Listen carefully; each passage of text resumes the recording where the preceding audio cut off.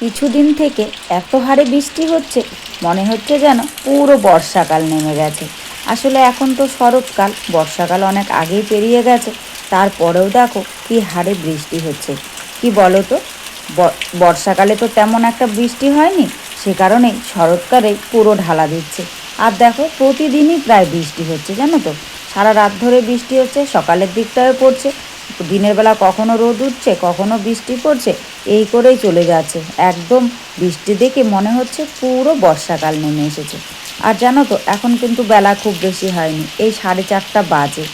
দেখো আমি উঠেছি, উঠে দেখি ওই দিদি উঠে স্নান ধান করে মন্দিরে ঢুকে গেছে পুজো দিতে।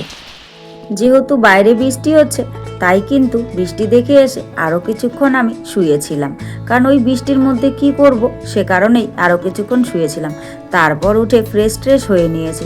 এখন ভাবছি মেয়ে তো স্কুলে যাবে, তো এখনও যদি বসে থাকি তাহলে সকালবেলার খাবারটা আর করতে পারবো না। তাই কিন্তু একদম ফ্রেশ হয়ে সোজা চলে এসেছি রান্নাঘরে। আর রান্নাঘরে এসে সকালবেলা টিফিনটা বানিয়ে নিচ্ছি। আজকে বানিয়ে নিচ্ছি ডিম টোস্ট। আসলে কি বলো তো, প্রতিদিনই ওই ভাত টাত খেতে খেতে না আর ভালো লাগে না, মেয়ে খেতেও চায় না। তাই মাঝে মাঝে কিন্তু একটু অন্যরকম করে খাবার বানিয়ে দিই।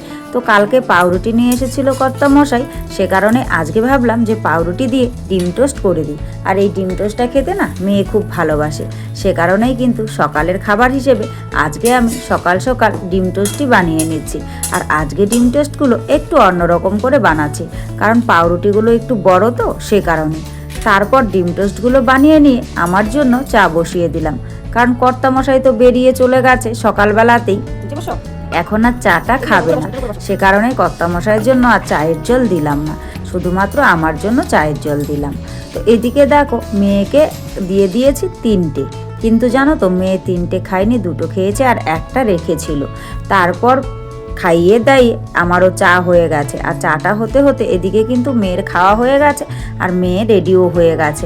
আজকে জানো তো ও একাই রেডি হয়েছে, আজ আর আমাকে রেডি করিয়ে দিতে হয়নি, শুধুমাত্র একটুখানি ধরে ঠিক করে দিয়েছে, কারণ ও তো এখনও ছোট, সেরকমভাবে পারে না, সে কারণে। তারপর রেডি করি একদম ওকে স্কুলে পাঠিয়ে দিলাম। আর যখনই ও রেডি হয়ে গেছে তখনই দেখি কর্তামশাই চলে এসেছে, এসে ওকে কোলে করে নিয়ে গেল স্কুলের দিকে। তো ওকে যখন কোলে করে নিয়ে গেল, এই সুযোগে আমি আমার খাবারটা খেয়ে নিয়েছি, কারণ কর্তামশাই এলে পরে খাবার দিতে হবে, সে কারণে। আর এদিকে দেখো খাওয়া দাওয়া করে আমি কিন্তু ভাতটা বসিয়ে দিয়েছি, জানো তো। ভাতটা বসিয়ে দিয়ে এবার কিন্তু ঘরের কাজগুলোকে করে নিচ্ছি, তাহলে এদিকে আমার ভাতটাও হতে থাকবে। আর যেহেতু আমি হিটারে রান্না করি, সে কারণেই কিন্তু রান্নার পাশে সবসময় আমাকে থাকতে হয় না, রান্না বসিয়ে দিয়ে অন্যান্য কাজও করা যায়। তাই ভাতটা বসিয়ে দিয়ে আমি বিছানাগুলো তুলে নিচ্ছি। আগে নিচে যে ম্যাট্রেসটা পাতা ছিল সেটা তুলে নিয়ে ও ঘরে বিছানায় রেখে এসেছি ঝেড়ে ঝুড়ে।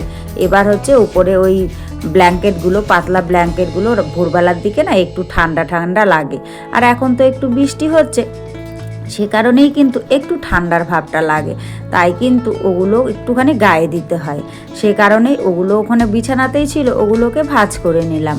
আর ওই যে কাঁথাটা, এটা তো বালিশ হিসেবে ব্যবহার করি, আর ঘুমানোর সময় মেয়েকে ওই সাইড দিয়ে দিই, না হলে পায়ে ব্যথা পায়। এখন ওটাকে ভাঁজ করে বালিশ হিসাবে এখানটায় রেখে দিই। কম্বলগুলোকে জায়গা মতো এনে রেখে দিলাম। আর এখন একটু জানালাটা খুলে দিলাম, কারণ ওই যে বৃষ্টিটা কমে গেছে, সে কারণে। যদি জানালাটা খুলে না দেওয়া হয় না, তাহলে ঘরটা কেমন গ্যাস হয়ে যায়। আসলে ঘরটা একদম ছোটো মোটো চাপা চুপা, সব দিক বন্ধ, সে কারণেই জানলাও যদি বন্ধ করে রাখি তাহলে ঘরটা কেমন গ্যাস হয়ে যায়। তাই জানালাটা একটু খুলে দিলাম, কারণ এখন তো আর বৃষ্টি নেই, বৃষ্টি পুরোই কমে গেছে।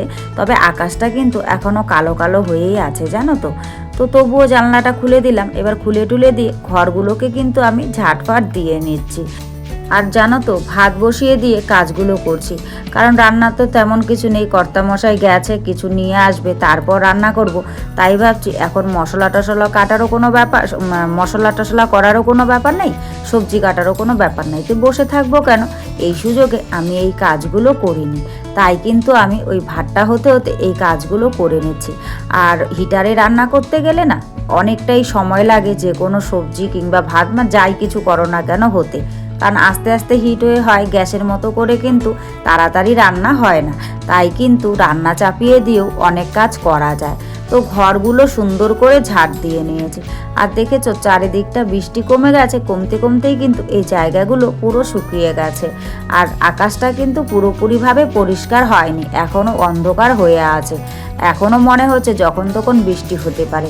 তাই ভাবছি যে এই সুযোগে এই জায়গাগুলো পরিষ্কার করে নিই, কারণ তা না হলে আবার যদি বৃষ্টি চলে আসে তাহলে এভাবেই থেকে যাবে নোংরা হয়ে, তখন আর পরিষ্কার করতে পারবো না।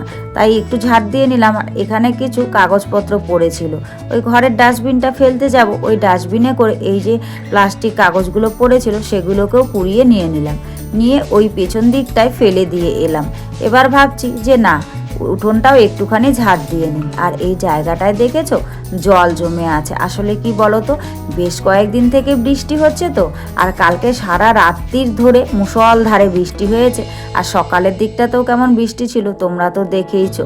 সে কারণেই পুরো জলটা কিন্তু এখনো পর্যন্ত টানতে পারেনি। তবে হ্যাঁ, যদি একটুখানি রোদের ঝলক দিত তাহলে কিন্তু জলটা পুরো টেনে যেত। যেহেতু রোদের ঝলক দেয়নি, শুধুমাত্র বৃষ্টিটাই কমেছে, সে কারণে জলটা পুরোপুরিভাবে টানতে পারেনি। আর বিশেষ করে এই জায়গাটা একটুখানি ডাউন, মানে গর্ত মতন আছে, তো সে কারণেই কিন্তু এই জায়গার জলটা টানতে একটু সময় লাগে। তাই এখানে জল আছে, জলের জায়গাটা আর আমি ঝাড় দিলাম না। এই জায়গাটা ঝাড়ু লাগাতে গেলে না পুরো কাদা হয়ে যাবে। আর এখানকার মাটিটা না একটু অন্যরকম, লাল মাটি, শক্ত। তবে বৃষ্টি পড়লে প্রচুর পিচ্ছিল হয়, আবার রোদ উঠলে পরে এত সুন্দর হয়, হাঁটতে বেশ ভালো লাগে। মানে এরকমই, না বালি না এঁটেল, মানে কেমন যেন একটা। এইটা পাহাড়ি মাটি বলেই হয়তো হবে, এর আগে তো এরকম মাটি আমি কখনো দেখিনি। তো যাই হোক, তোমাদের সঙ্গে কথা বলতে বলতে আমার কিন্তু মোটামুটি কাজ কমপ্লিট হয়ে গেছে।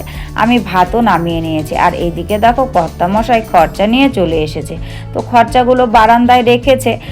বেলা যেহেতু অনেকটাই হয়ে গেছিলো, আমি কিন্তু এই কাজকর্মগুলো করে ভাত নামিয়ে স্নানে গেছিলাম। স্নান করে বেরিয়ে দেখি বারান্দায় এগুলো রাখা, কর্তামশাই নেই। তো খরচাগুলো আমি ঘরে নিয়ে এলাম। আর কর্তামশাই গেছে ওই পাশে আরেকজনের খরচা এনেছিল, তো সেগুলো দিতে গেছে। তো আমি পরে জানতে পারলাম। আর আজকে জানো তো মাছ নিয়ে এসেছে, আর সবজি টবজিও নিয়ে এসেছে। ওই যে বললাম না ঘরে তেমন কিছু ছিল না, সে কারণে তোমরা তো দেখলেই খালি ভাত রান্না করেছি, তাই কিন্তু সবজি টবজি সব নিয়ে এসেছে। আর তোমরা তো জানোই আমি পান খাই, পান খেতে ভালোবাসি। পানও ফুরিয়ে গেছিলো, তাই আমার জন্য পানও নিয়ে এসেছে। আর মোটামুটি সবজি কিন্তু নিয়ে এসেছে, যেহেতু বাজারে গেছে। আর মাছের পরিমাণটাও একটুখানি বেশি করেই এনেছে, কারণ ওই যে সবসময় বাজারে যাওয়া হয় না, তো আজকেও খাওয়া হবে, আবার আগামীকালকেও কিন্তু মাছ দিয়ে খাওয়া হবে। সে কারণেই মাছের পরিমাণটা একটু বেশি করে এনেছে, এই 1 কিলো মতন এনেছে। তো এগুলো হচ্ছে কাতলা মাছ। ভেবেছিল ছোট মাছ আনবে, কিন্তু ছোট মাছ আনলে না মেয়ে খেতে পারে না, সে কারণে আর ছোট মাছ আনা হয়নি, এই কাতলা মাছই এনেছে। তো আজকে আর কিছু করব না, শুধুমাত্র কাতলা মাছের ঝোল করব। আর 2 পেটি মাছ ভেজে রাখবো, কারণ মাছ ভাজা খেতে কর্তামশাইও ভালোবাসে, মেয়েও ভালোবাসে, সে কারণে। আর মাছের ঝোলটা করব সামান্য পরিমাণ আলু আর একটুখানি পেঁপে দিয়ে। আর তেমন কিছু করব না। তো মাছের ঝোলটা কিন্তু এখন আমি বসিয়ে দিচ্ছি, আর মাছ ভাজাও আমার হয়ে গেছে। আর আজকে মাছটা রান্না করছি আদা বাটা, জিরে বাটা, লঙ্কা বাটা আর একটুখানি টমেটো দিয়েছি, আর সামান্য পেঁয়াজ দিয়েছি। ভেবেছিলাম পেঁয়াজ দেবো না, তবুও সামান্য পরিমাণ দিলাম, কারণ ওই কাতলা মাছ তো, সে কারণে একটুখানি পেঁয়াজ দিলাম। তো মশলাটা কষিয়ে নিয়ে এখন আমি আলু টালুগুলো কষিয়ে ঝোল দিয়ে দেব, তারপর মাছগুলো ছেড়ে দেব।